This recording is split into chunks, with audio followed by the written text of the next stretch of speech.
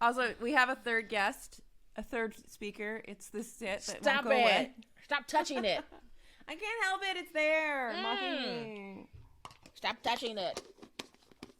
Can't, Mom. I can't. I think that because when I was growing up, my dad, my mother, my grandmother always like, don't put your hands on your face. Even when I do, it's always like this, but not my fingers. It's like, I don't know. People tell me all kinds of things. I don't listen to them. You're like, yeah, they told me. I was like, screw that. Doing it anyway.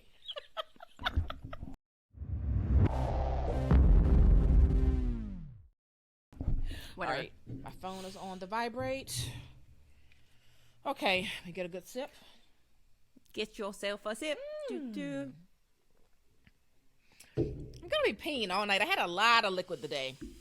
I've just been like, coffee, water, just like all day, back to back, back to back. It's going to be a night.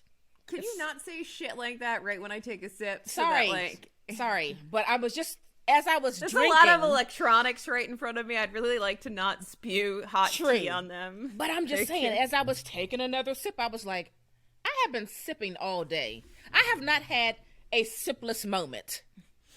Well, I just want to say, since apparently it is a thing that is so widely noticed that your daughter has commented on it, I have not had any wine in anything we've recorded this session. She's going to be very disappointed.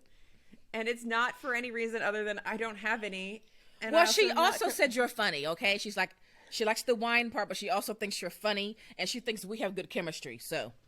We do have good chemistry. We do. We're friends. We are friends. We're friends. Who like to venture out into the world sometimes, but not all the time. You venture a lot more than I do, I think. I feel like you're always outside, and I'm like, I have a day off. I am now a hermit. Well, you know why? Well, if it's warm, I want to be on my deck or the porch. But that's not really venturing out. That's just you are constantly in your car driving somewhere. You're like, I have to get food. I have to go here. I have to pick up Caleb. I have to go with this. I'm going to go to Costco. I got to go to this. But that's just being like living life. That's not like doing like fun stuff. Like, my cousin, the one that I go out with once a month, she's always out. Naomi? She's at a happy hour. She's at a dinner. Oh, now she's in California. Like, she's a goer. And she's a true extrovert. Naomi, the only reason why I was outside today is because I had to walk my brother's dog. Well, I haven't been out today, so there.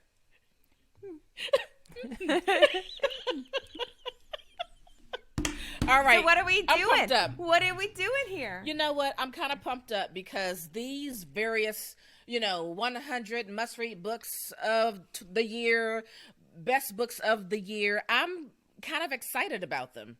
Also, didn't know there were so many. What did you discover this evening? That who has a book list that we didn't even know about? Oh, Financial Times? Who knew? I mean, I have no idea. The only reason why I even know book lists exist is because of you, because you're constantly telling me about things. Because like every time you're like, oh, I need to research my spooky season reads, and so you go on this deep dive, and it's fantastic that you do this. I'm not mocking you. Yeah. But like, and you find all these things, and you're like, so I read 17 lists today, and this is the best selections I found. And I'm like, what? And then I'll go watch. Then you got me on Eric Carl Anderson, who's also a little list hoe, and he's just like, so let's go through this list and that list, and I'm like, where did all these lists come from? So now I'm like suddenly looking at lists. Now I'm looking at lists because I'm like, so well, this is interesting. It's so fun. Because I need more things to read to make me buy books. Well, you know what I like about the list is I'm always excited about the discovery of a new author and a new book. That's what gets me all juiced up. So that's why I like those damn book prizes. Most of the time, it's people I haven't, heard of. Yeah, I don't usually follow the book prizes, so I'm very unaware of book prize land. I just learned about 2 more, so that'll be fun. What? The one that Eric Carl Anderson just talked about, it starts with a C. I can't remember it right now, but I'll put it in the show notes. But I hadn't heard of that one. And there's another one that this guy on YouTube, his channel is Poptimist or something like that. He's great. Also, his video was flawless, and I want to know like what his whole thing is. But he was also talking about this Canadian book list I'd never heard of, and I was like, "What?" Yeah, it'll be in the show note, folks. Don't worry. I'm already drowning in books, and I barely pay attention to anything. I know, but this is the research, right? The research. It's true. Yeah, it's true. We do. I do have to be more connected, I guess. You're pretty connected. I guess. You're pretty connected. So, I don't know. Okay, so what list are we going to be reacting to and talking about today? Do you want to do the quick, short one first? Yeah. So, I was talking to Naomi about how Eric Carl Anderson had mentioned that there's a Financial Times book list, and I was like, what in the hell is the Financial Times doing in the book space? I was like, right.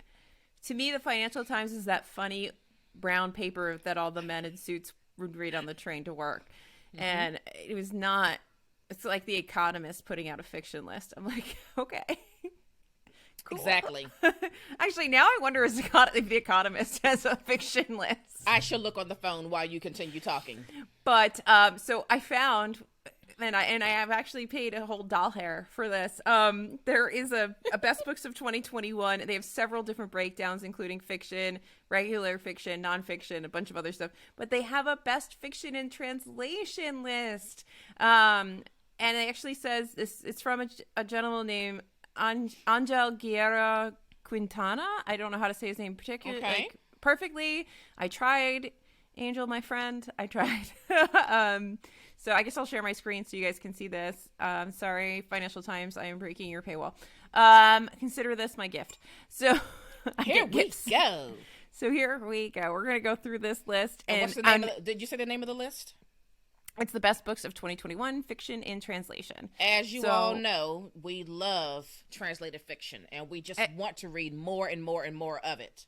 It is one of the things, I think, for me at least, it came out of 2021 was my love of nonfiction. Yeah. So if it looks like I'm looking in a weird, I've just realized that like my camera's here, you're there, and this is here. So I'm like looking in a lot of places. But the first book here is called Brick Makers. It's by Selva Almanda, and it's translated by Annie McDermott. McDermott is probably the easiest name you could say. Listen, you screwed it up. You screwed it up. Okay. Oh. Yeah, a deserted amusement park in Argentina. Two men lie dying in the aftermath of a knife fight. Through masterfully managed flashbacks, Almanda explores the decades-old vendetta and the broken friendship leading to that fatal moment, examining deeply rooted yet fragile notions of loyalty and masculinity. Yes. We got to add this to a list. Well, here's why I said yes before you even read that, because I saw Charcoal Press, and you know that I also love and follow Books and Bow, and they basically just talk about translated works, and a lot of the books that they receive are from Charcoal Press. And you know what? This is interesting. So this is on they link to the UK Amazon. So this came out in November, and it's short. It's only 140 pages. Okay. This would be a nice, quick little. Anyway, yeah. Okay. So that sounds good. You know why I like it? Because it's Argentina, and there's death. Well, here's what got me. Needs. Well, you know, I saw decades-old vendetta, so that means just a long time of drama. Of messy. I'm here for messy. Oh, speaking of books about Argentina, did you read Hades, Argentina yet? No. Do it. Okay. All right. Waiting for the Waters to Rise by I've seen this book. Merci Condé. I've never seen this. When the Nobel Prize was suspended in 2018, Swedish cultural figures named Condé winner of the New Academy Prize, an alternative to the Nobel. Her latest novel is to be published in English, is the powerful tale about immigration and the search for home, connecting Mali, Haiti, and the author's native Guadeloupe. Interesting. Waiting for the Waters to Rise. I feel like that's not a good description, though. Like, that did not help us. No, I was just like, fine. This person was supposed to get a Nobel Prize. They didn't. They have a book. Right. Yeah. So I guess there's Babacar is a doctor living alone with only memories of his childhood. Okay, I need you to... It's not... I can't read that. You can't read that. We can't read it. That's fine. There we go.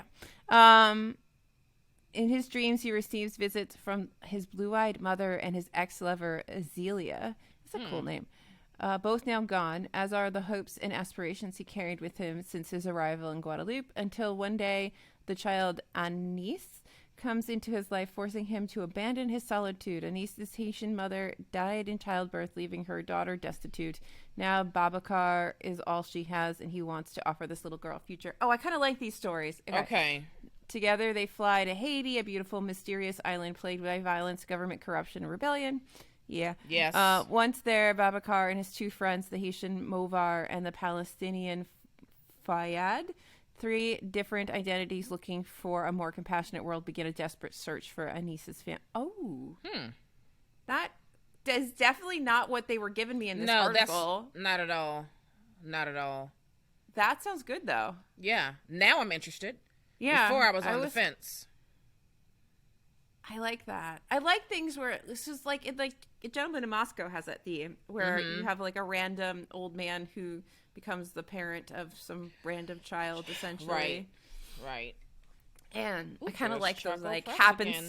happenstance families. Yeah. We need to figure out this charcoal press thing. Occupation by Julian Fuchs. An obliquely autobiographical follow-up to his breakthrough novel Resistance. Have you read Resistance? Never heard of it. Brazilian author Fuchs zooms in on the stories of refugees squatting in a luxury hotel in downtown Sao Paulo. A powerful dramatization of the issues of displacement and homelessness, and a poignant meditation, I can't speak, on the impact of loss and parenthood. I'm on the fence. Let's see. I think I would have to be in the mood for that. Let's see if I can get you off the fence. Let's see. One way or the other. It's available for free click and collect. It's going to take me a really long time to get to the UK, Amazon.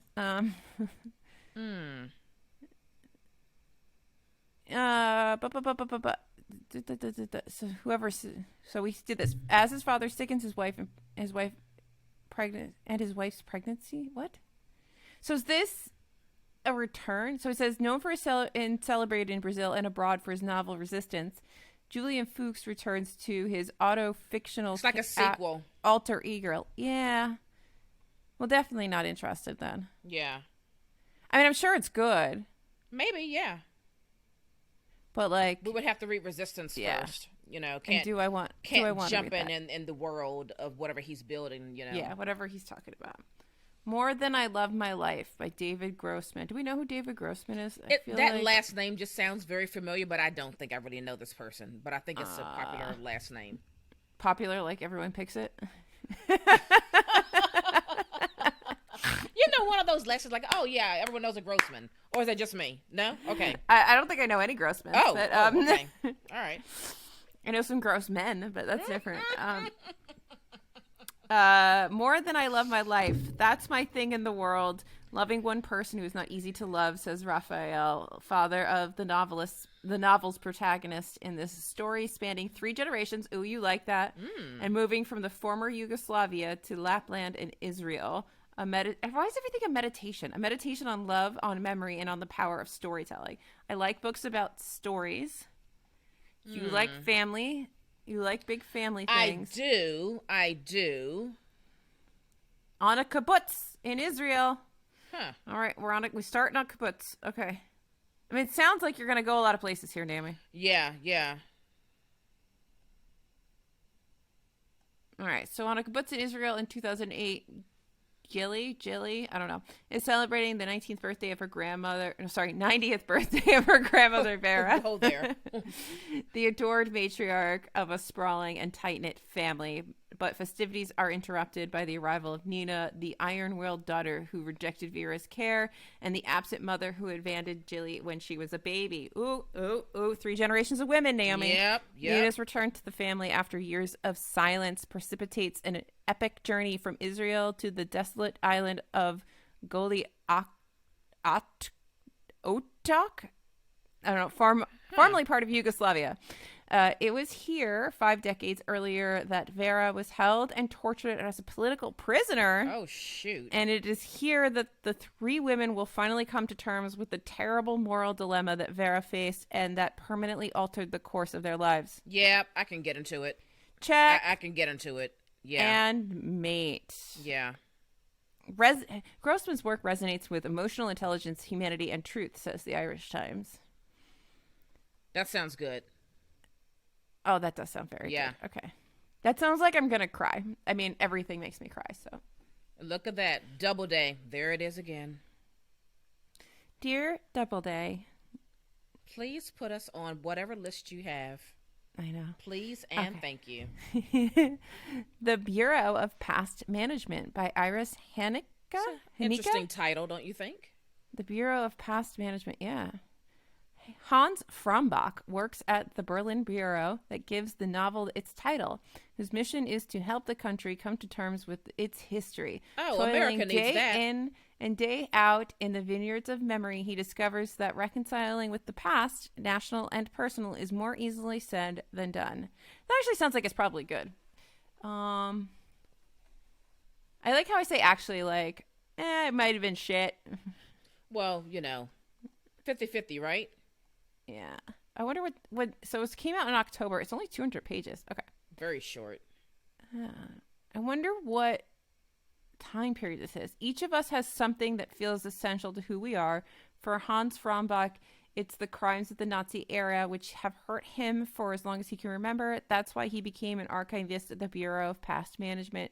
Now, though, he's wondering if he should make a change. For his best friend, Graciela, that past was also her focal point until she met a man who desired her. From then on, sexual pleasure became the key to her life, a concept she's now beginning to doubt. Hans and Graciela thought the Nazi crimes were the inheritance that neither could bear, but can we really blame Nazism for everything? Oh, you can blame it for a lot of stuff.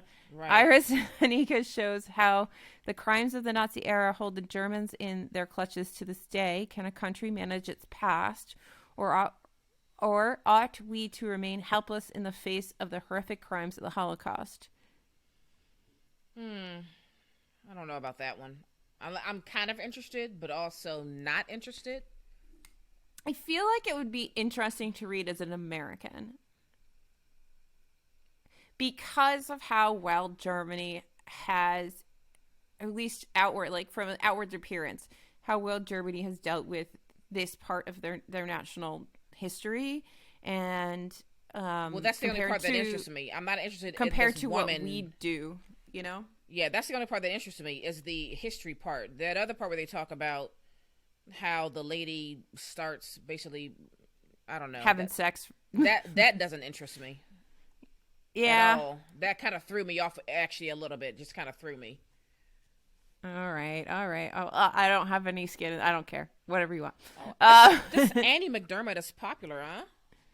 I guess so, yeah. The luminous novel. Uruguay's Livero was awarded You know what? a I'm sorry to Guggenheim cut you Grant. off. You can just go right to the description because this bullshit they're giving us is ridiculous. All right. Why are they sounds not good. giving us a real synopsis? I don't freaking know, because he needed to write something. I don't know. I mean, it's called copy and paste. We'll be okay with it. I don't know. I guess it's not journalistic enough. Lazy editors, I tell you. Okay. Where are we? Perhaps the luminous novel is this thing that I started writing today just now. Maybe these sheets of paper are a warm-up exercise, but it's quite possible that if I go on writing as I usually do with no plan, although this time I know very well what I want to say, things will start to take shape, to come together, and I can feel a familiar taste of a literary adventure in my throat. I'll take that as confirmation then and start describing what I think was the beginning of my spiritual awakening though nobody should expect religious sermons at this point. They'll come later. It all began with some ruminations prompted by a dog. The writer attempts to complete the novel, for which he has been awarded a big fat Guggenheim grant, though for a long time he succeeds mainly in procrastinating, getting an electrician to rewire his living room as he can reposition his computer, buying an armchair, or rather two in one, you can't possibly read. It's uncomfortable and your back ends up crooked and sore. In another, you can't possibly relax. The hard backrest means you have to sit up straight and pay attention, which makes it ideal if you want to read. Insomniacs, romantics, and I'm bored already. What the? Yes, what the fuck? Okay, all right, moving on. And it's 540 pages. I couldn't make it through the summary. Christ. Sorry. That was a lot. Okay, they didn't do a good job on that one. You know what's making me angry? So far, I haven't seen anything from Asia. You know, I love me some translated like Japanese. Yeah, Korean works. French Moroccan author. Yes.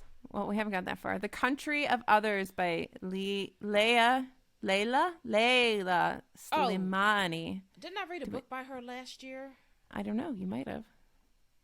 Leila Slimani. I have to look at my Goodreads. You look at your Goodreads while I try to get this open here. Salman Rushdie said exceptional. I like when authors give like just one word things. Like, how lazy were you that all you had to say was powerful? What's her last name again? Slimani. It might help me to read if I put my readers on. Okay. 1944, after the liberation, Mathilde leaves France to join her husband in Morocco, but life here is unrecognizable to this brave and passionate young woman. Her life is now that of a farmer's wife, with all the sacrifices and vexations that brings. Suffocated by the heat, by her loneliness on the farm, and by the mistrust she inspires as a foreigner, Mathilde grows increasingly restless. As Morocco's struggle for independence intensifies, Mathilde and her husband find themselves caught in the crossfire. This actually sounds like it could be interesting. It's perfect for fans of Elena Ferrante. Yeah. Okay. Yeah, I'd pick it up. I would thrift it. She wrote that book about that lady who likes having a lot of sex. There it is, Adele or Adelaide or however you say it. I don't know. Adele? I don't know. Why is everything about fucking sex? Is it our puritanical, like, American ways? I'm like, I got no problem with sex. You go bang bang and have fun, but like bang bang, bang bang. Well, this is maybe not bang bang, but well, you know what I mean. The Antarctica of Love. I just like that title by Sarah Stridsberg. Huh. Oh, there's a brutal murder, but this is not a crime novel. Oh, hold on. Death, but not a crime novel. I believe we know at least one author who would beg to differ. Right. Yes, we do. I still love my black cat, by the way. Well, I love the black cat. They say you die 3 times. The first time for me was when my heart stopped beating beneath his hands by the lake. The second was when what was left of me was lowered into the ground in front of Ivan and Raksha at Broma Church. The third will be the last time my name is spoken on earth. Ini lives her life on the margins, but it is a life that is full and complex, filled with different shades of dark and light, until she is brutally murdered one summer's day on a lakeshore at the heart of a distant, rain-washed forest.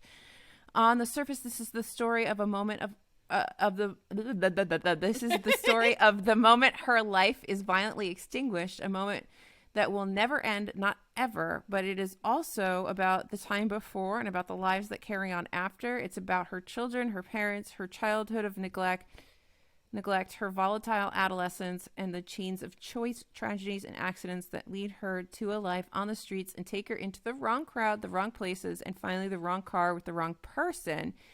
I'm just saying Sarah's new novel is about absolute vulnerability, brutality, and isolation, at times disturbing. This is a devastating story of unexpected love, tenderness, and light in the total darkness. Wow. I'm actually not mad about this one. Okay. This one sounds interesting. I'd give it a go. I mean, we're going to need some women in translation books. I would totally get this out of the library. Yeah, I'd give it a try. Mm-hmm.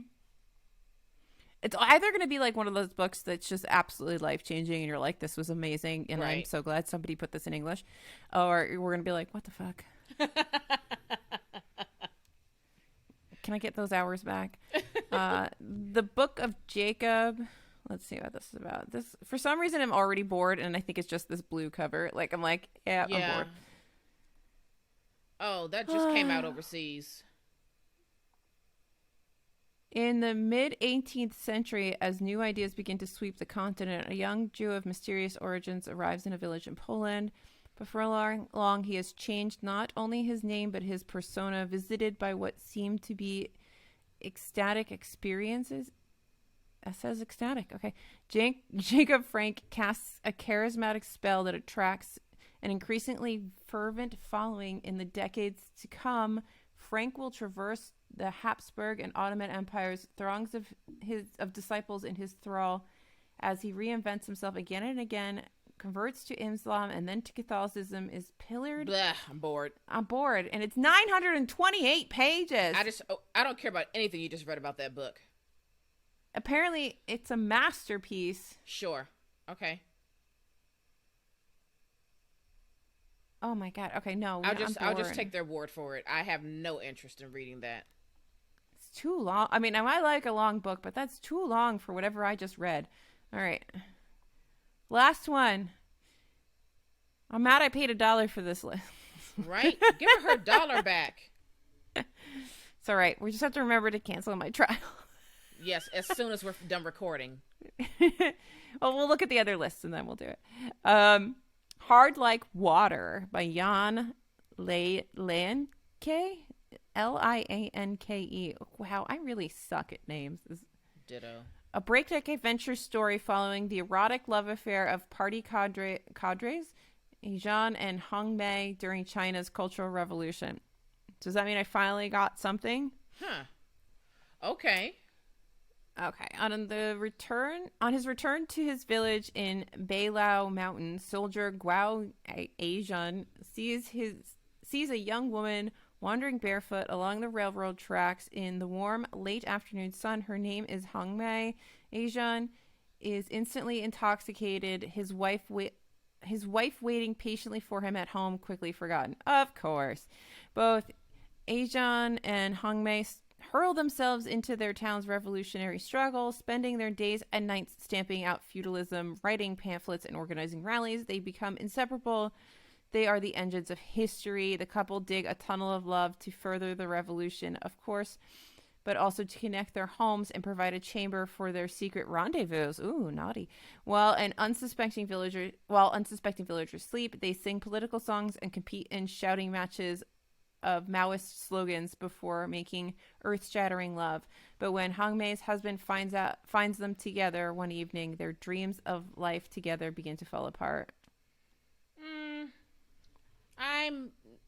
I'm slightly interested, but if I never read it, I won't be upset. I mean, I would do it. I would get it out of the library. But I'm a little upset. Like that's the only translated work from any Asian country that was on this list. Guess so. Like nothing. Like Japan, you did nothing. I'm fairly certain something came out of Japan. I don't know. That was interesting. That was interesting. What, there were like 4 or 5 on there that we, well, at least that I think we liked the first one, the Brickmakers. And the second one, the Waiting for Waters to Rise. That one sounded good. More Than I Love My Life. That's 3. No to that one. No to that one. What was the French Moroccan one? Maybe. The Antarctica of Love. That was the one. Right. It's not a crime novel. That would be interesting. So there's 4 on here that I would read. Yeah. What else do we want to look at? Well, since I have this open. Are we doing the Times? What is it? The one I put in the chat?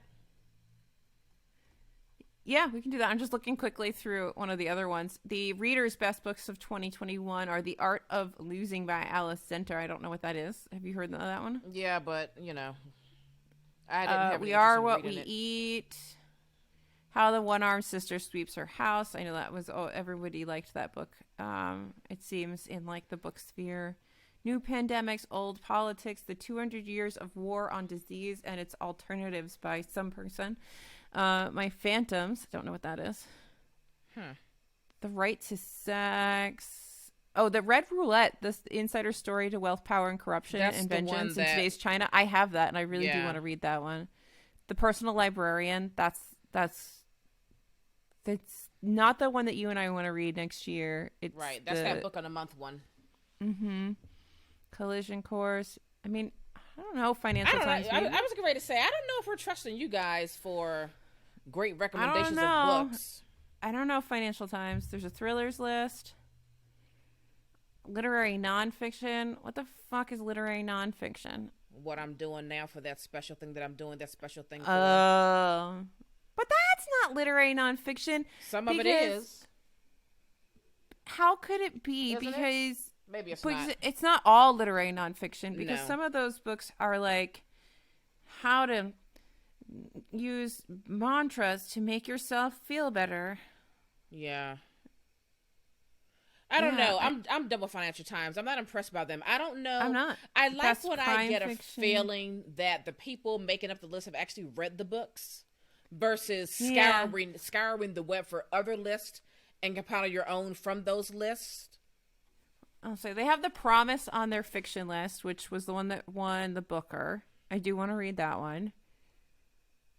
Beautiful World, Where Are You? The Women of Troy. Jesus is reading Women of Troy, or just finished it. He liked it. Is that the first or the second book? Second. Okay.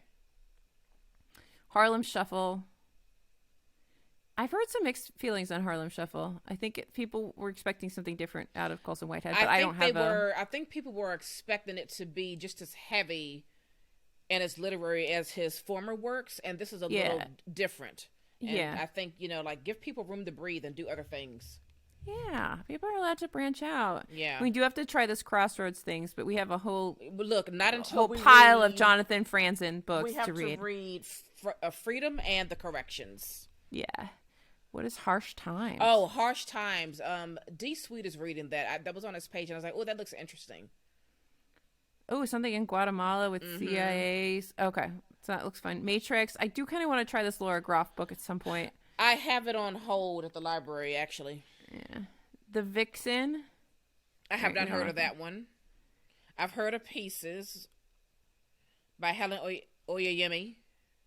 Yes. It's also weird looking at this because these are a lot of UK covers, and I'm not used to the UK covers. Yeah. I've seen Eric Carl Anderson talk about O. William, but I don't have any interest in that one. Yeah. A Passage North. That was on one of those long lists earlier this year. Yeah.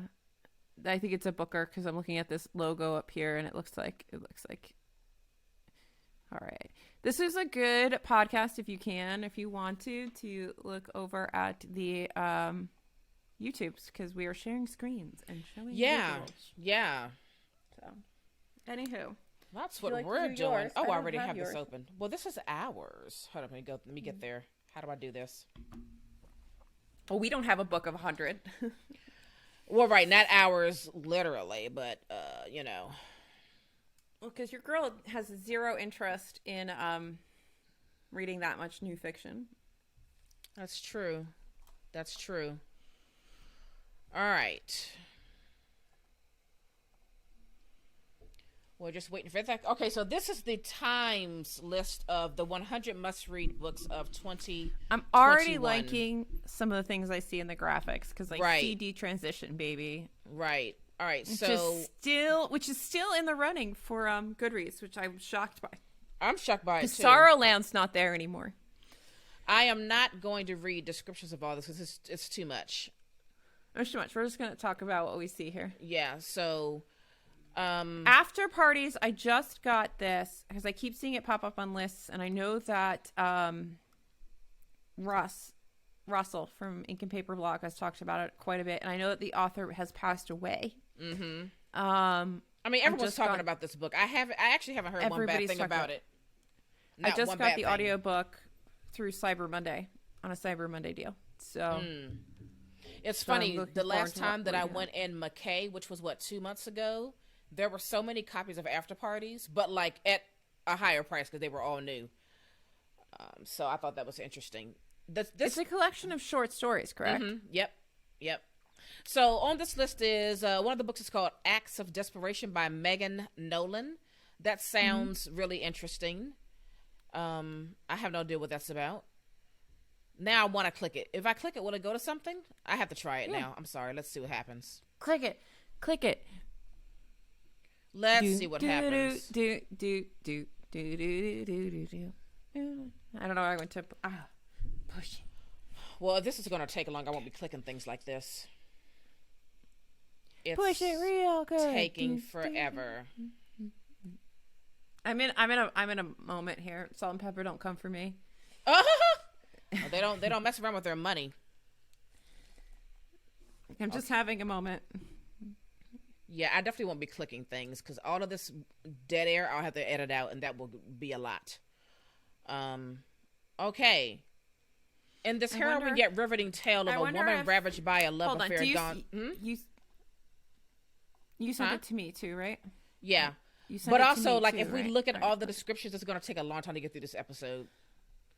That's I'm just saying, like, let's see if mine's faster because not that I'm the greatest at reading things, but we can see if we can at least pull it up faster so you don't have to deal with so much jitter. Anyway, yes, read. Okay. Read. All right. So, Acts of Desperation. It says, in this harrowing yet riveting tale of a woman ravaged by a love affair gone south, there's little romance to be found, but plenty of emotion. Examining the entirely lopsided and highly toxic power dynamics between the nameless narrator and her older, very cold lover, Sierran, Nolan challenges readers to consider just how far they would go for what they consider love. Yeah, I'd read that. You'd read that? Yeah, I'd read it. Read that. Mm-hmm. I think this list is going to be a lot more, like, spot on for you and me. I'd read it for sure. All right, so that's a yes. That's a yes. So, folks, there's 100 books here. I don't think we're going to go through them all. We'll just kind of pick out what sparks our interest. I know Aftershocks by Nadia Owusu. I've heard a lot about that book. I personally don't feel like I want to read it, but it is getting a lot of great reviews. Aftershocks. All right, hold on. Let me get this so it fits on my little thing here. All right, so it fits there. All right. Woo. I'm getting used to technology. Technology. I don't know why I started stuttering. I now have a study.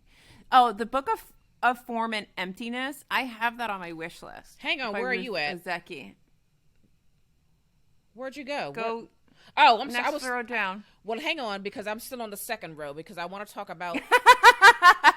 Hang on, because All That She Carried, I read that by Tia Miles, because that was one of my. Yes, you did read that. The Secret Project. Yeah, that actually was a really good book. I would encourage people to read that.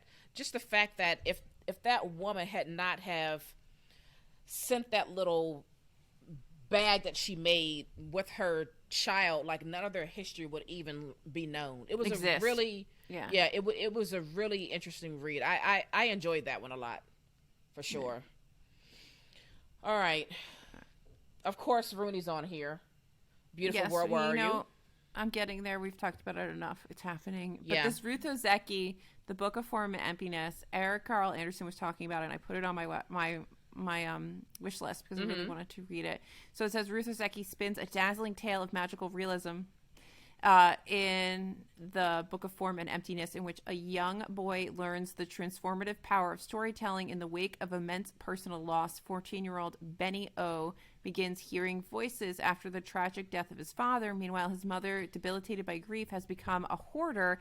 In an attempt to find solace from the voices and his increasingly chaotic life, Benny turns to the quiet of his local public library, where he finds not only new friends, but also a very special book that will change life as he knows it.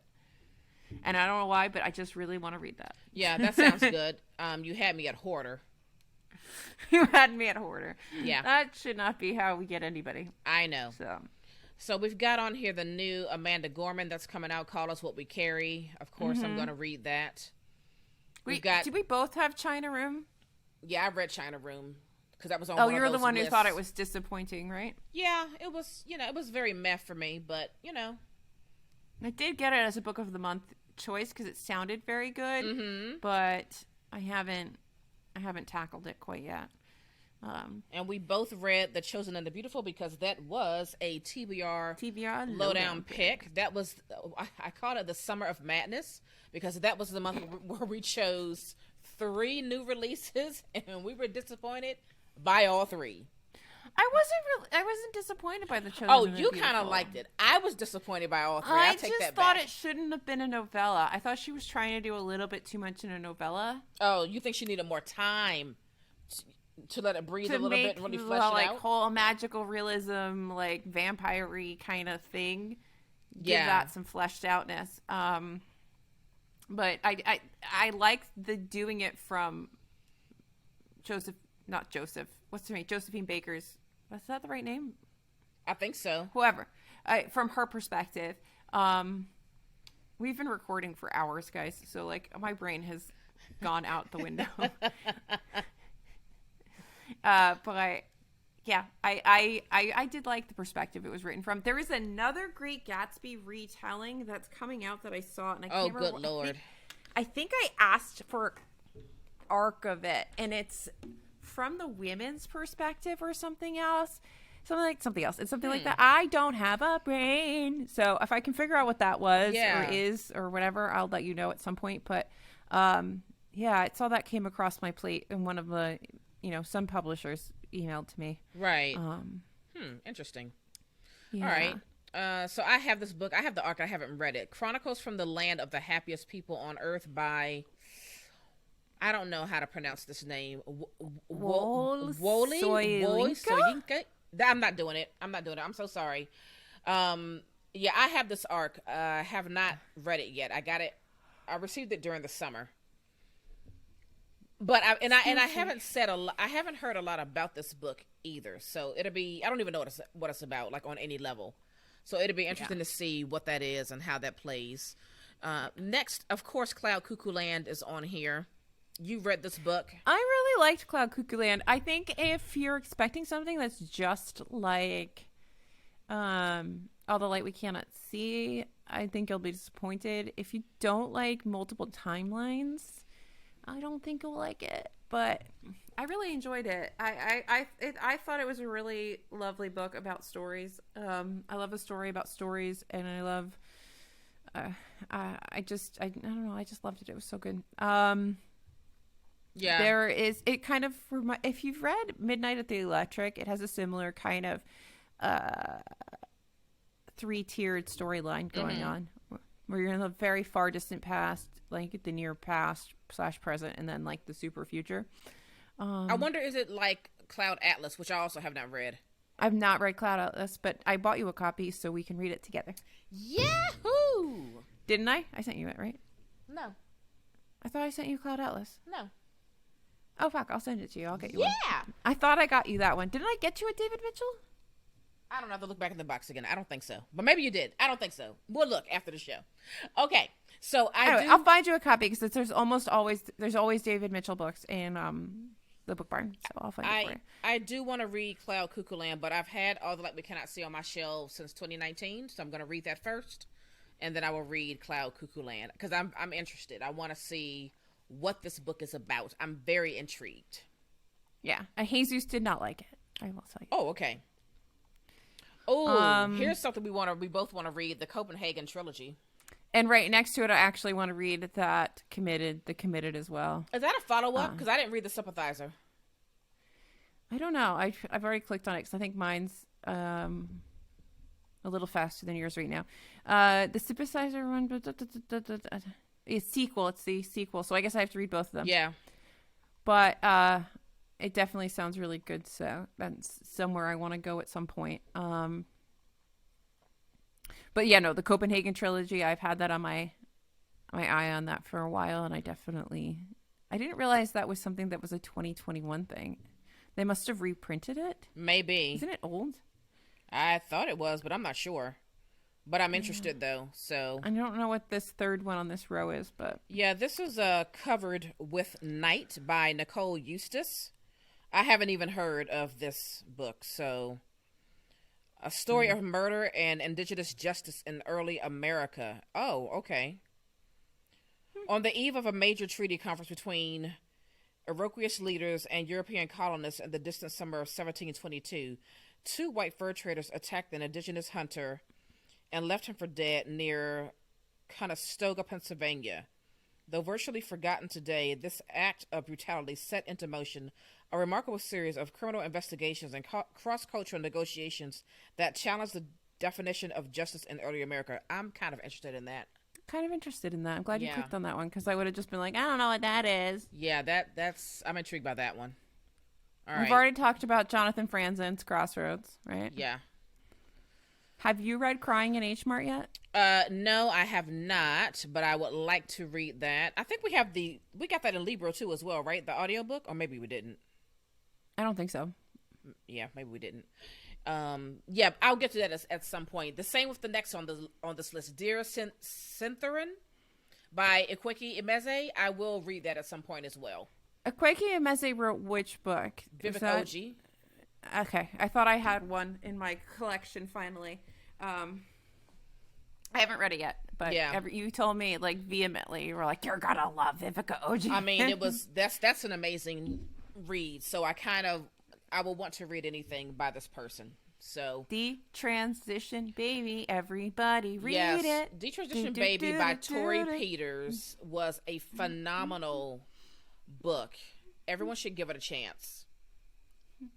I love books that are about non-traditional families. That's really something that interests me, and this was really good. I can't wait to see what else this author does. Yeah. Oh, you went away, babe. We need to get you a webcam. Anyway, I don't know why that's happening now. Empire of Pain. Whoop, whoop. You can watch our discussion of Empire of Pain with Jess Owens somewhere. Yes, that will be episode. I think it's episode 18. Yeah. So look out for that. Actually, when this episode goes live, episode 18 will already be out. So you can watch the video. We do it uncut, or you can listen to the audio. So it was a really, really crazy book, and we just tore it to shreds. Yes, we did. You don't want to miss that conversation. So Everyone Knows Your Mother's a Witch. Have you heard of that one? I have. What have you heard? Not much, but I keep seeing it everywhere, so I just figured there was some kind of a tour going on. It's always tricky. Yeah. You're like, Yeah, so let me read a little bit. So it says, the story begins in 1618, and the German, this German words, Duchy of Württemberg. Plague is spreading, the 30 Years' War has begun, and a fear of suspicion are in the air throughout the Holy Roman Empire. In the small town of Leonberg, Katharina Kepler is accused of being a witch. Katharina is an illiterate widow known by her neighbors for her herbal remedies and the success of her children, including her eldest Johannes, who is the empirical mathematician and renowned author of the laws. Okay, so we know where this is going. We get it. Yeah. All right. Cool. Yeah, I don't know. That one didn't tickle my fancy at all. The Family Row, An American Story. I've not heard of that. This is by Joshua Prager.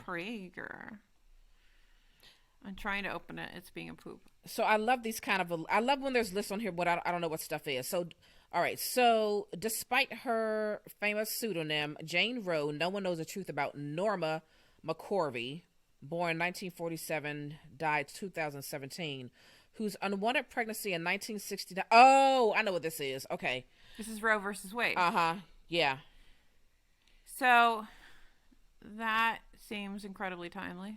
Doesn't it, though? The Final Support Girl support group by Grady Hendrix. I will be reading that because I enjoy him very much. I just put this one, Finding the Mother Tree, on my wish list because of Braiding Sweetgrass. And I'm looking for more books like Braiding Sweetgrass. And I also want that Secret Language of Trees or whatever it's called. We've had this conversation once before, and that's not the title of the book, but that's essentially something like that. Yeah. About. All right. And so that's, you're talking about Finding the Mother Tree by Suzanne Simard. Mm-hmm. All right. So what else we have here? So everyone's talking about Girlhood by Melissa Phoebus. Really? Are they? I haven't heard a damn thing. Yeah, I keep seeing things about Girlhood. And Let me see. I don't know if it's short stories. Let's see. So, Girlhood. Yep. A gripping set of stories about the forces that shape girls and the adults they become. A wise and brilliant guide to transforming the self in our society. In her powerful new book, critically acclaimed author Melissa Phoebos, I hope I'm saying that right, examines the narratives women are told about what it means to be female and what it takes to free oneself from them. When her body began, so old. I know. I'm not personally interested in this book, but I know that a lot of people have read it and are enjoying it. All right. Oh, well, this next row excites me. So we've got Great Circle by Maggie Shipstead. Hey, yo. Everybody read that book. I did really love Great Circle, but I think my favorite commentary on it was somebody said something about why is everybody having sex with everybody? And I was like, why not? Why not have sex with everybody? Because it's a great circle. Because why not fucking have sex? Why not? Yeah, I really enjoyed this book. I'm hoping to get my hands on a copy. Like, I want my own. I got it from the library, but I want to own it. I really like the UK edition, but now that it's won stupid prizes, even the UK edition has a fucking fake sticker on the front, and I'm mad about it. Right. So I've tried. That's Great Circle by Maggie Shipstead. Then we've got Harlem Shuffle by Colson Whitehead. I will be reading that on my vacation. I'm excited to get into it because did we talk about that in this episode? Did we just talk about this? Did we? Or was it the last? I'm confused now. We've had a lot of episodes today. What do we do? Was it? I don't know. I don't know. That being said, when we said that it's been, I feel like the reviews have been a little mixed because people have been expecting something else from him. Oh, and I just was said that just let it was this episode. Guys, we're tired. Sorry. Yeah, because I said just let authors just give them room to move and be free. Could you imagine if I did have wine during this episode? Oh my gosh. Oh my god. I will say this. I can say this with, firmly. I really like Colson Whitehead. I have read The Nickel Boys. I've read, The Underground Railroad, and I read The Intuitionist, which everyone should read that book. And I've got Harlem Shuffle. I'm looking for Sag Harbor and his other stuff. I really enjoy his writing. I have not read anything yet, but I got Underground Railroad because you really get it. And it was really the Book Barn, and I was like, must get. Yeah. But our favorite is over here. Miyaku Kawakami. Oh, guys, that was if you've ever listened to this podcast, then you know that I'm in love with her. And read The Prophets. Read Miyaku Kawakami. Miyaku Kawakami is just an amazing writer. So Heaven is on this list, but I gotta do it. You should also read Breast and Eggs. And the ice cream thing. Yeah, and Ms. Ice Cream Sandwich, or Ms. Ice Sandwich. And that's all I'll say about that. She's amazing. Okay, also exciting. So Hell of a Book won. What did they win? Was it the Booker? No, National Book Award? It has to be a National Book Award because the Booker was somebody else. Hell of a Book by Jason Mott. I do want to read this. I'm excited to get into it. I've heard nothing but good things about it since this book was longlisted, so I'm psyched about it. How the Word is passed. I'm waiting for you to send it to me. Yep. I'm going to wait because I'm going to McKay soon, and I just want to make sure there's nothing else that's going to be for you in there. So, because I'm doing one shipment. If the United States Post Office happens to be listening to our podcast, help us out. Please never get rid of media mail. Please, Thank you. Please don't. Yeah, How the Word is Passed was like you know what it felt like? It felt like going on a field trip, like a really good one where you really actually enjoyed it and learned stuff. And you got to go to the gift shop at the end. Yeah. Well, like maybe you weren't looking forward to it because it seemed like a boring field trip, but then you got there and what you were learning was actually really interesting. You and were shit, I actually like it. Yeah, that's what it felt like reading How the Word is Passed by Clint Smith. So I would highly recommend people pick that one up. Next on this list is Intimacies by Katie Kitamura. I do want to read this. I don't know what this is, but that cover is intriguing. Well, I really like her. So she was one of the first books I read in January. On January 1st, I read her book called A Separation. It was very interesting. So I'm slightly intrigued by her. So I'll pick this one up. at some point. All right. You tell me how it is, and then I'll decide. I will. Invisible. The only one I know on here is, oh, my yes. friend over here. Yes. Clara and the Sun is on here, obviously. I think somebody would burn the times down if they didn't put it on here. The Kissing Bug by Daisy Hernandez. That's interesting. Also, Invisible Child by Andrea Elliott. I am hearing a lot about that book. I think Andrea, the author, followed this particular child through growing up or something, and has been like following her trajectory, living in poverty and whatnot. I think that's what this is about. I've heard little snippets here and there, and someone was interviewing Andrea Elliott, and I was like how when we watch things happen instead of intervening. Yeah, basically. So I feel like I would be conflicted. Like, I get it from a scientific point of view. Yeah, my science brain is like, I understand you don't mess with the experiment, but then, not that I'm saying a human being is an experiment. Yeah. But also there'd be like, the rest of me that's like, help somebody because they need some help. I mean, she may have been. Who knows? I mean, I have no idea. I don't know, but I am not interested in reading that. So, Liberty is on here. I do want to read Liberty because I didn't realize that she was like a doctor or something like that, or she wanted to be a doctor. Oh, it has like a medical bent, I think. I have that book because the publisher sent it to me. I don't have the book, but I have the audiobook through Libro. So yeah. And then that's Liberty by Caitlin Greenidge. And a lot of people really liked that when that came out. That was a big yeah release. I was like, where are my words? The words are coming. They're coming to my tongue. I'm still not in the mood to read it though for some reason. Like, I don't know. I'll get there maybe. We'll see. Of course, The Lincoln Highway's on this list by Amor. Is it Tolls or Towels? Because I hear it both ways. I just can't call him Tolls. Okay. But I don't know him. I was curious. I keep hoping, like, I need to start going back to my old town and like hanging out there and see if I run into him. You never know. Oh, this is a big one here. A Little Devil in America. I'm not going to say his name. What is that? It's something about, what is it? Is it music? I just keep hearing about this book all over the place, and now I want to read it. Hanif Abdurraqib. So, A Little Devil in America, Notes in Praise of Black Performance. A stirring meditation. There's that word again, meditation. A stirring meditation on Black performance in America from the New York Times bestselling author of Go Ahead in the Rain. At the March on Washington in 1963, Josephine Baker was 57 years old, well beyond her most prolific years. But in her speech, she was in a mood to consider her life, her legacy, her departure from the country she was now triumphantly returning to. I was a devil in other countries, and I was a little devil in America, too. Oh, she told the crowd. Inspired by these few words, Hanif has written a profound and lasting reflection on how Black performance is inextricably woven into the fabric of American culture. I just need to read it. I'm intrigued by this whole book. It's very interesting to me. Interesting. What is this, The Loneliest Americans? Because it won't let me click on them anymore. Time says, enough, you must pay us.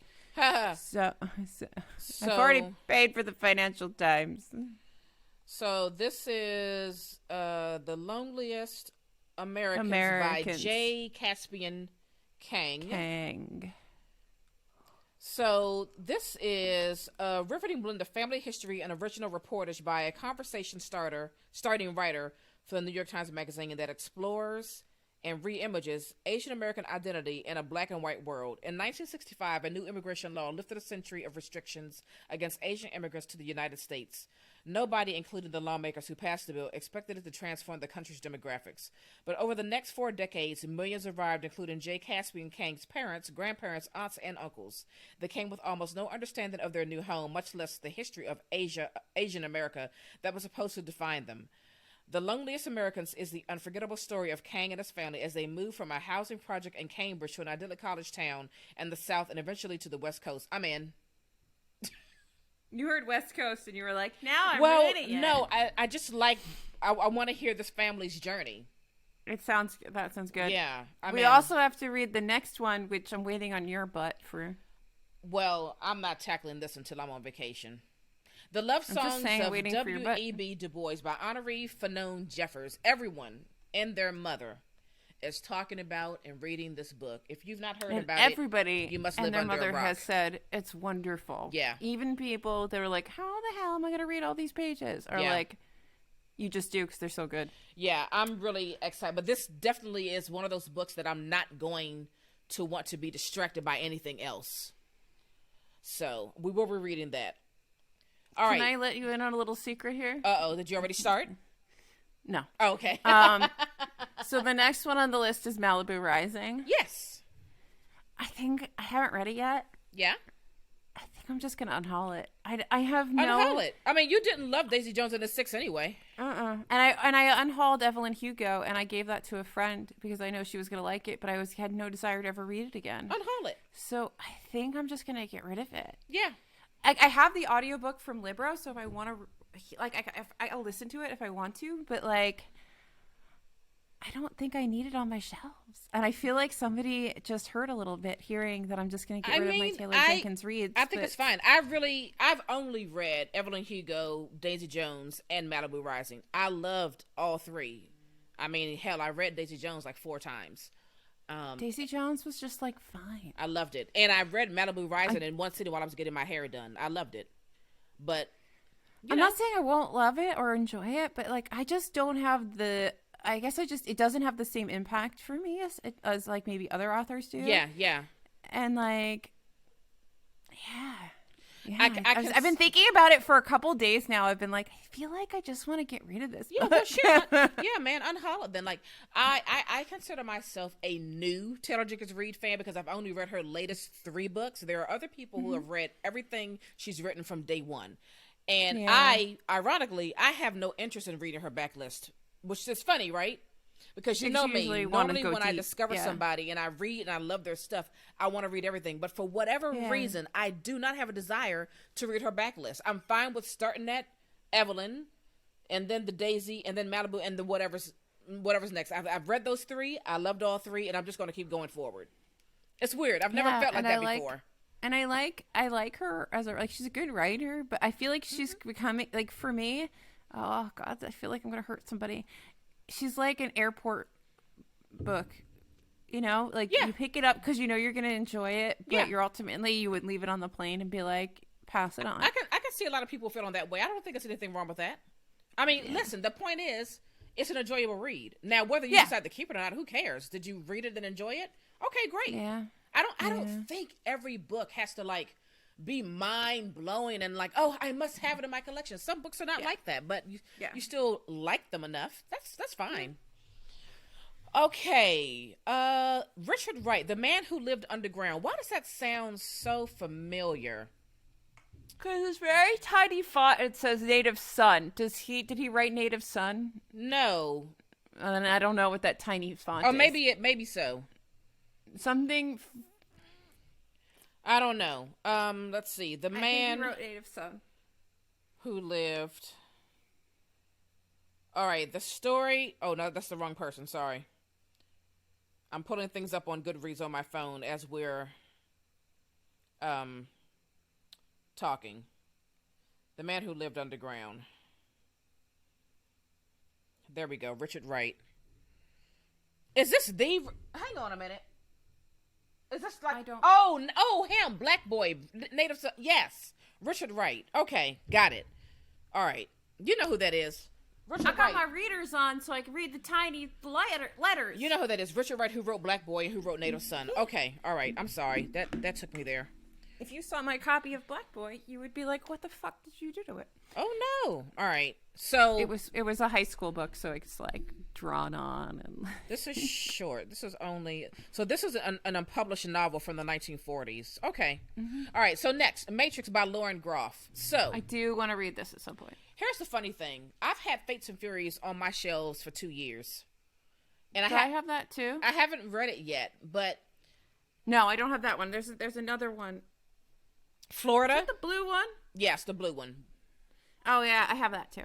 So here's what's funny. I've had that on my shelves for 2 years, and I haven't read it yet, but I've heard about that other book she wrote called Florida or something, Florida Man or something like that. And then here comes The Matrix, her latest book.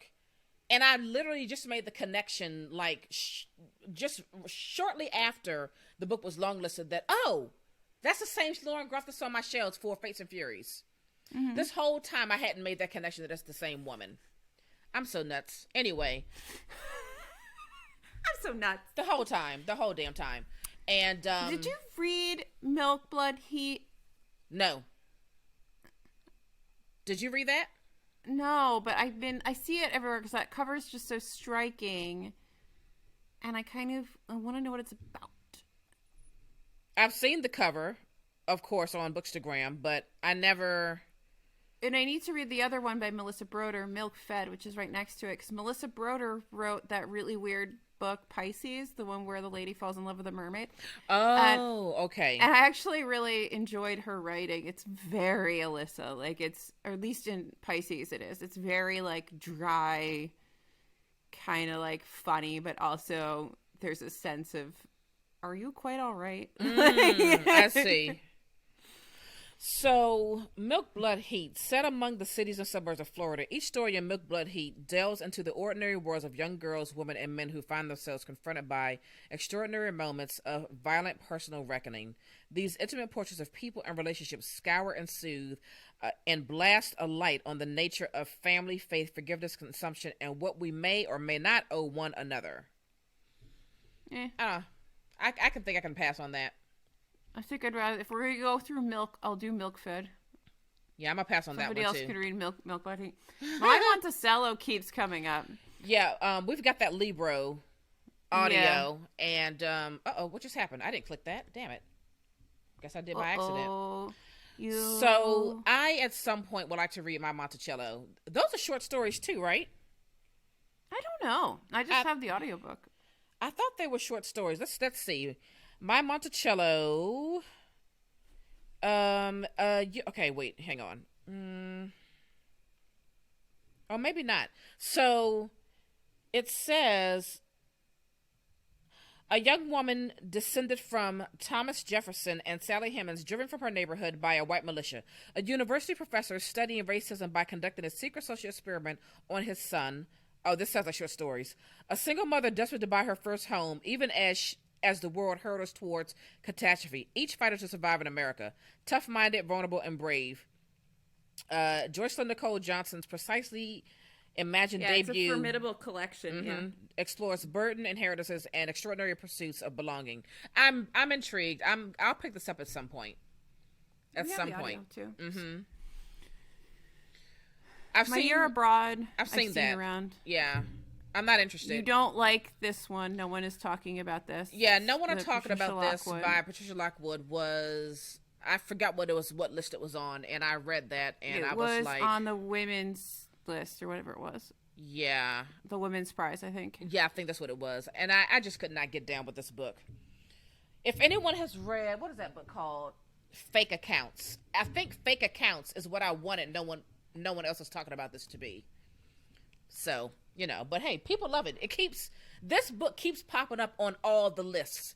I don't get it. People seem to like it, but I don't like this cover, so I'm like, this is stupid. This looks like it should be a sci-fi novel. Is it a sci-fi novel? No, but I mean, if you read the book, the cover will make sense, but I just don't love the book. Anyway. Honestly, it's like what I envision when the Aes Sedai go through their So you'll get there in the Great Hunt. Yeah. But like when they get to they eventually get to the White Tower, no spoiler, sorry, and you start seeing some of like the stuff with the women over there with the Aes Sedai. Right. And they have to go through this. One of the characters has to go through these like arcs that like these arches that like take you to some weird place. Like this is what I'm thinking it is. Like they're walking through some portal to go wherever they're doing, to do whatever they're doing. And so I'm not going to tell you, but this gives me Aes Sedai vibes. This is not interesting. Yeah, I mean, notice I have not once recommended this book to you. No, you haven't. You won't fight me in my sleep about that book, ma'am. No, so, yeah. Right. All right, next William again. William keeps showing up. So maybe at some point we have to check that out. Maybe. Is it connected? I heard him talk about it. Did he say, and I can't remember, is it in the same world as the other book that she wrote?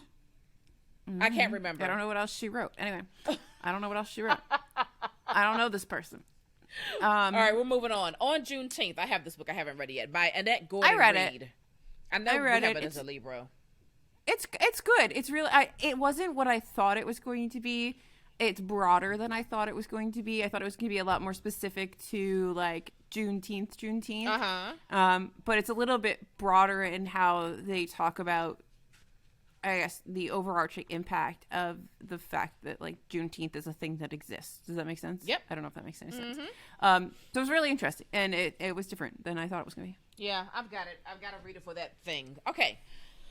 So now we're down to, I don't know what number we're on, but One Last Stop. You read that. I don't care to read it. You enjoyed it. I mean, I'm not like over the moon. I'm not like obsessed with it, but I thought it was enjoyable. I had a happy time painting my hallway, listening to this, and I thought the side characters were better than the main characters. Yes, and I think Casey McQuiston can write a book. And I think that it's lovely and enjoyable, and I'm happy to read whatever they come out with next. Just that's really where we are. Okay. And then this have Open Water has such a striking cover, and I don't know a lot about it. Open Water is that book has been talked about all summer long. This is by Caleb Azuzma Nelson. See, Open Water. Two young people meet at a pub in southeast London.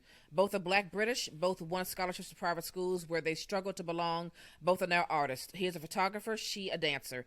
Trying to make their mark in a city that by turns celebrates and rejects them. Tentatively tender, they fall in love, but two people who seem destined to be together can still be torn apart by fear and violence. I've heard nothing but rave reviews about this book. Mm-hmm. Rave maybe reviews. We should check it. Maybe we should do that as a TBR Lowdown in 2022. Yeah, maybe. It's very short. It's 145 pages. Well, it's very short. It could work. It could work. Well, we'll hash that out in the middle of a podcast episode. So, The Other Black Girl by Zakiya That makes it Delilah sound like Harris. you and I fight over our book choices. Like we're like, no. I don't want it. No way. We do not do that. Most of the time it's like, do you want to read this? Sure. Yeah, pretty much. Let's see. The Other Black Girl was a TBR Lowdown pick. That is by Zakiya Delilah Harris. I enjoyed this book. I was really happy to read it. I think you liked it a little bit too. I loved that book, and I loved how much I hated the way it ended. Does that make sense? Yeah. Like, I was like, because I was like, please don't do it. Please. Oh, fuck yeah. Yeah. God damn it. Yeah. And I think you're supposed to feel like that. Yeah. A Passage North, we just saw that on the other list. I forget what list that was on. That was a Booker short list, I think. Or long list. It was at least a long list. Yeah. These other two, Pilgrim Bell by Kaveh Akbar. I've not heard of that. And Poet Warrior by Joy Harjo. Interesting covers. I've never heard of those.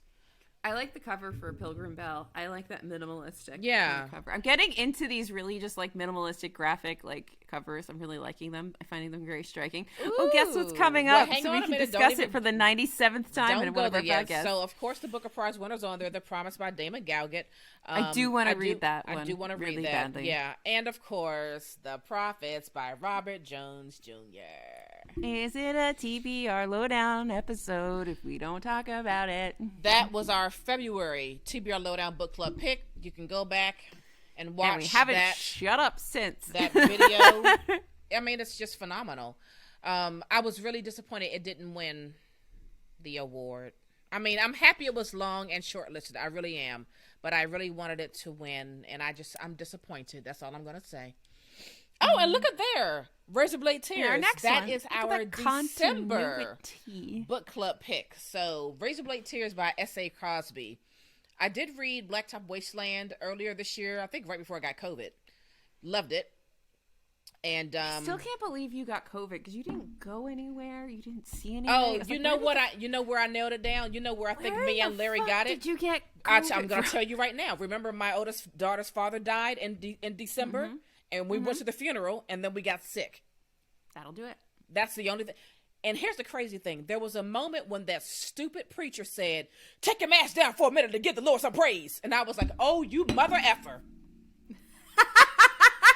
I didn't. Sorry, I shouldn't laugh. I didn't take my mask off. Neither did my brother or the man. But still, it's the fact that like we can praise the Lord with our masks on, sir. Okay, so. No, he wants to bring you closer to the Lord, so take right? your mask off. Right. So, because then, like, 2.5, 3 weeks later, like, we got sick. So, anyway, narrow that down. Okay, this next one is interesting. Real estate? It's Deborah Levy. So, the next book on here is Real Estate by Deborah Levy. Hang on. Let me make sure I got this name right. Let me make sure I'm thinking about the right person. Remember I told you about my other love on BookTube that is Simon from Savage Reads. Yes, you do love Simon. I still have not really watched Simon. Let me make sure this is the right person, because some of these names are very similar. There are a few books on here I really do need to get to. Okay, this is her, I believe. Yes. So, I only know about Deborah Levy from Simon. Because apparently she's like writing her memoirs in like different books or something. Like she's writing memoirs, like not one big one, but she's like got several, like from like different times of her life. And every time he talks about her, I just want to read her work. So I'm just very intrigued, and one day I'm going to get something by her and give her a read. It sounds like a more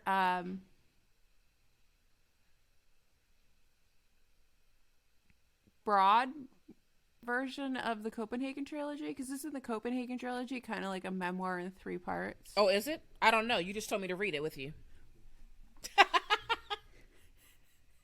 And this is why it's not hard to get us to read books, because I go, read this with me. Oh yes, and see, so this is book 3, and it's book 3 in her Living autobiography series. That's a really cool concept. I like that concept. Yeah, I did not realize that that's what that was. That's yeah, really he neat. talks, because he really likes this author, so he talks about her a lot. And every time he talks about one of her books, I'm like, I have got to read this woman. So I want to get this Living autobiography for next year. So that is Real Estate by Deborah Levy. And next on the list is The Removed by Brandon Hopson. I have this arc in ebook form. You know I'm never going to read it, but it was also a book of the month pick. Oh, The Removed? Yeah, it was also a book of the month pick. So sorry, I got distracted by looking up the Copenhagen Trilogy, because I'm trying to figure out, is it fiction or nonfiction? Because I can't remember if it's an actual memoir or if it's a 3-piece like memoir style. Do you know what I mean? Yeah. Okay, well, you look at that. I'm going to keep going because this list is long. Okay. So Remote Control is on here by Nnedi Okorafor. So I don't think Nnedi Okorafor is the author for me. She's the one that wrote the Benty trilogy, right? Oh, yeah, you didn't really care for that one I that did much. not. At the end of the day, you were like... I did not. I feel like you're not the only one, though, because I feel like I've heard that a lot, but I've also seen a lot of people who really, really, really love it. It's adult, right? Is it? I don't know. Or is the Binti one adult? A YA? It might be YA. I think it's YA. I think we've kind of learned something, and I think we hit the nail on the head when we were talking to Shelby, is that when it comes to specifically, I think really in fantasy more than anywhere else, the YA can get really like unsatisfying. Like there's just something you read it and something's missing. Yeah. And it's just So I don't know. Yeah, but again, there's a lot of Nnedi Okorafor fans out there, so Remote Control is on this list. The next book I want to read, The Rib King by, I don't know if it's Lady or Ladi or Lade, I don't know, Hubbard. I like Lade. Lade. I don't know if that's your names, but I'm going to call you Lade. I'm sorry, Mr. or Ms. Hubbard. This book, at least in my Instagram feed, I saw The Rib King everywhere. Like everywhere. Everybody was talking about it. Everybody was reading it. And it does sound really good. So that is on my list to read. So I'll let you know what it's about. So The Rib King, which just came out earlier this year in January. So Upstairs, Downstairs meets Parasite. Oh, I know, right? The acclaimed author. Okay, wait, hold on. Give me the frickin'.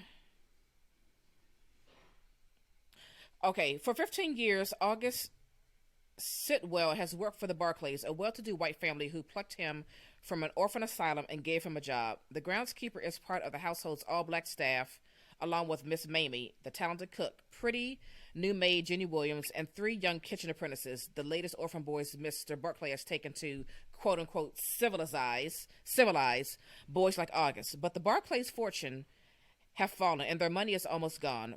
When a prospective business associate proposes selling Miss Mamie's delicious rib sauce to local markets under the brand name The Rib King, using a caricature of a wildly grinning August wearing a jewel-encrusted crown on the label, Mr. Barclay, desperate for cash, agrees. Yet neither Miss Mamie nor August will see a dime. Humiliated, August grows increasingly distraught, his anger building to a rage that explodes in shocking tragedy.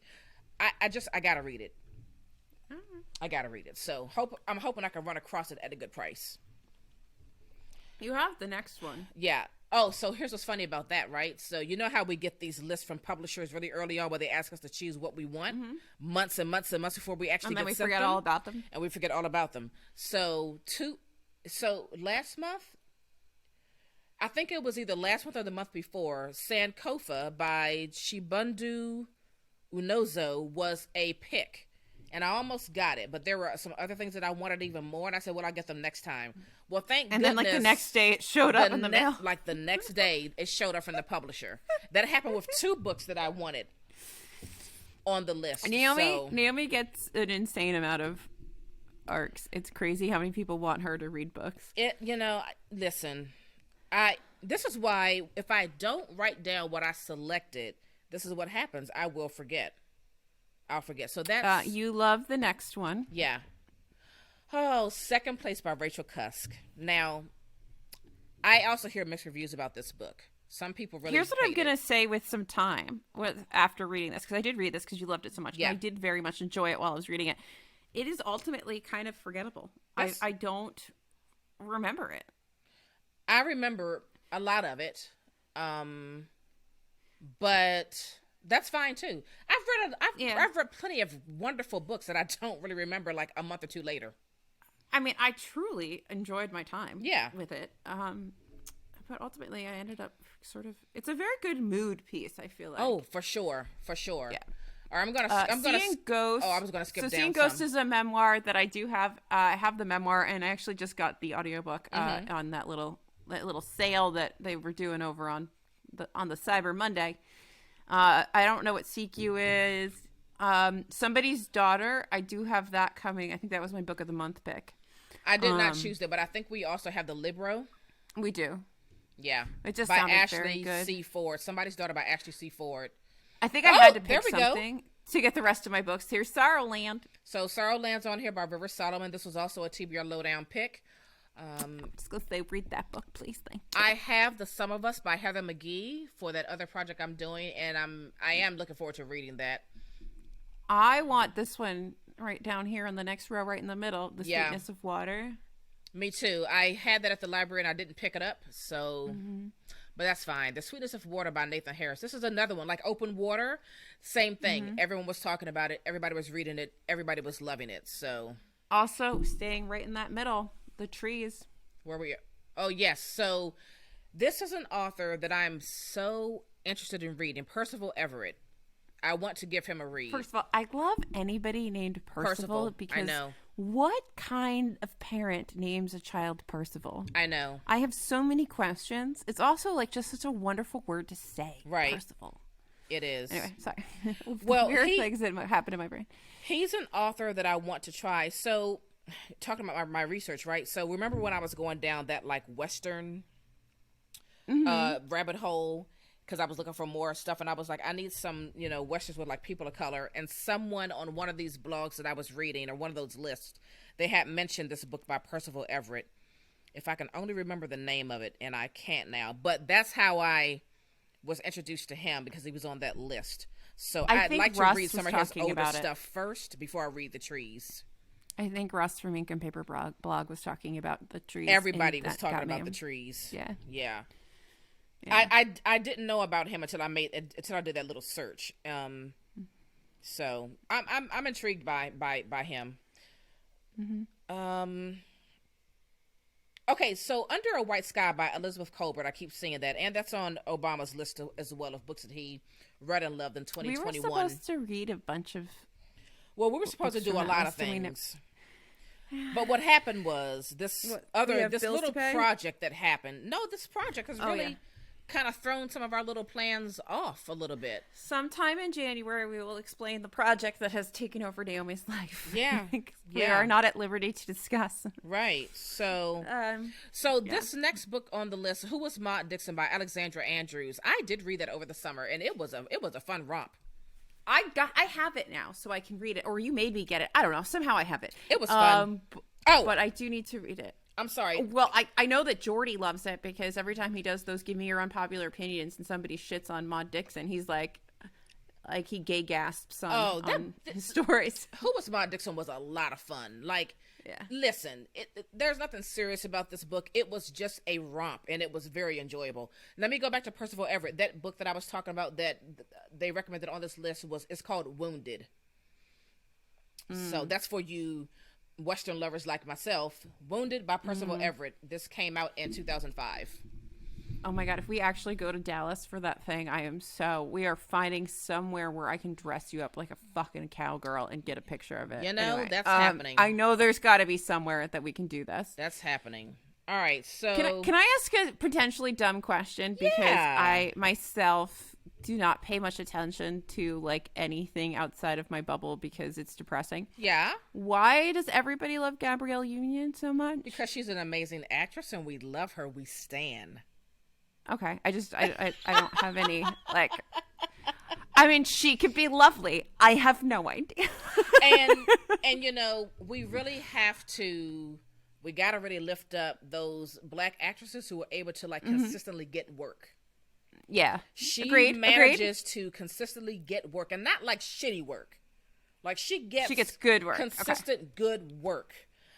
Which is tell I don't so watch hard. TV or movies. Right. Did you ever watch Bring It On? Bring It On? The original, the first one. Yes. I know who she is. Oh, okay. Okay, yeah. In general, I know who she is, but it just seems because of this book's coming up, but there seems to be this something, there's something around her, she is got a something. Well, and I'm she's a cool what did lady. I miss by being in my hole of we've watched her level up from Bring It On to where she is now. We've watched her transition to become a really wonderful woman. She shared some things about herself and how she acted with other women of color in the industry and talked about rectifying and righting those wrongs. She's really been open about a lot of stuff, and you just have to respect someone who has that much self-awareness. It's nice to see. I will continue to come to you for all of my general pop culture needs. No, don't do that. Don't do that, because 9 times out of 10, I don't know. At least I didn't go who's Will Smith? Well, you'd beat my ass. That's something I expect Emma to say because she's so young. She knows who Will Smith is. Does she? Okay, maybe she does. Okay, so the last one is Your History by Leslie Chow. The 12 Strangest Women in Music. Okay. Oh, that sounds like it's up your alley. You love music-themed things. Interesting. Yeah, so... Speaking of music-themed things, have you ever read any of the... Is it Joan Didion? Joan... Didion? Didion, there we go.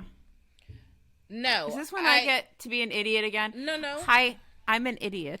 No, you know what? I only have ever purchased one book by Joan Didion, and it was for my mom, and it was The Year of Magical Thinking. I bought it right after my stepdad died unexpectedly.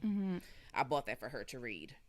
Because I'd always heard about this book as it relates to grief and people losing a spouse or parents so unexpectedly, and how it would help them get through. So I bought that for my mom, but I've never personally read anything by Joan Didion. Okay. All right. But I'm intrigued by her too, though. Me too. I keep seeing her pop up on various people's lists, and I'm like, maybe I need to. Yeah. Yeah. Keep my eye out for some things. Yeah. But I never see her pop up in like thrifted areas. So. Yeah, like I know I've always heard good things about Play It As It Lays. Yeah. Play It As It Lies, Play It As It... Yeah. So anyway, so that is the end of the Times 100 must-read books of 2021. We did not go over each and every book, but we've went through at least 80 of them. Yeah, I mean, and we're at, how long is this now? So we're at... an hour and a half. That's actually not bad. You did pretty good. That's not bad at all. You're pretty good. Yeah. And thank you for educating me on the importance of Gabrielle Union. Well, you know, she's getting up. She's almost a national treasure. She's getting there. So that was fun. It's interesting to see like who picks what. Mm-hmm. I'm disappointed by Financial Times though. That was a huge disappointment. Yeah. But also, like, I was just shocked in general they even had a list. So sure. I guess we shouldn't be shocked that it sucked. I guess everyone that has a was list. disappointing. From our little Google search, everybody has a list. Even Real Simple Magazine. Mm-hmm. I did see one for The Economist for 2020. But I didn't see 2021. There really was one, but I didn't see 2021 yet. So maybe they publish it later in December. Maybe they see what the Financial Times does, what foolishness they do, and then they're like, we'll pick some good books. Right. Right. So, let us know what have been your favorite books of the year. I know that you and I, Alyssa, we're going to do another episode to talk about what our favorite picks for 2021. Difficulties. I know, right? All right. So anyway, that was fun. That was a good list. So you and I are going to do another episode where we talk about the books that we read this year that didn't necessarily come out this year. Yes. But books we read this year that we loved and that we think are our best picks for 2021. So I'm excited to do that. Yeah. We need to finish that. That's probably a January thing, right? Yeah, that's going to go for January. Yeah. Not unless you wanted to go for the last Monday in December. Oh, fuck no. No, we're recording that Sunday. How am I supposed to give you my best books when I haven't finished the year, Naomi? You gotta wing it. You gotta wing it. It's already December 1st. You gotta wing it. No. You're not getting it. You're not getting it. No, you're I have to wait until you have to wait till all right. January. Okay, sorry. so then all right. So you're making the people wait. You're making the people wait. I know, I'm so mean. I'm the worst. You're making the people wait. Just as a follow up to a question, yes, the Copenhagen Trilogy is a memoir. Okay. So it reads. It's got a similar vibe, but I kind of like what that other lady was doing, and I want to call her Everett, but that's not her name.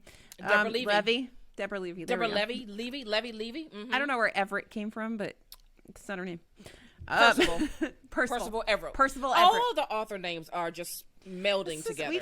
We can't trust my brain to do anything ever. Okay, so then since we don't need to plan on the air, but what I'm saying is since you're going to make the people wait, then we'll give them something else just as fabulous. We'll give them something. That's for sure. Yeah. So anyway, this was fun. I'm tired. I'm tired. Every time we get a break from filming, I have to go, oh, my taskmaster wants me back in 30 minutes. And he's just like, who? And I'm like, Naomi, I got 30 minutes. I got 30 minutes. But we did good. We recorded 3 episodes today. We did. So, I'm 3 done. down, 4 to go. So we can rest up until Sunday. And the fourth one? Because Mama's got to edit. I don't know how we're going to do 4 in the next episode, but... We'll see. We'll figure it out. Anyway, that's it. Thanks y'all for tuning in. We're done. We're done here. Bye.